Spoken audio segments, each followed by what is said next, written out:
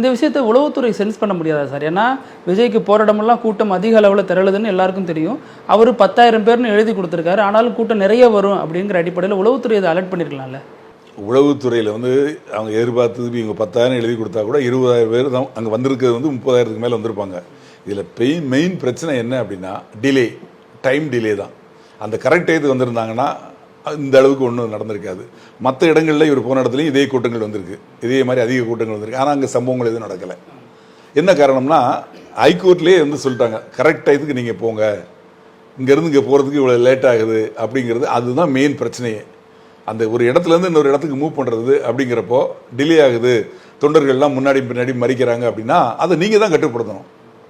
கட்டுப்படுத்தி அவங்கள போக சொல்லி உங்கள் நிர்வாகிகளை வச்சு கிளியர் பண்ணி நீங்கள் வரணும்.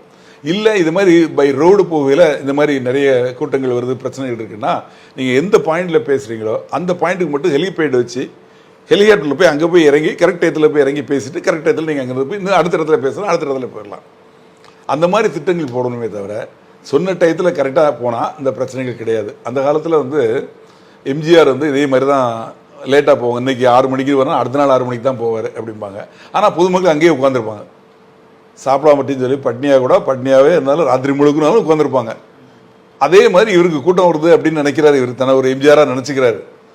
அது தப்பு கிடையாது.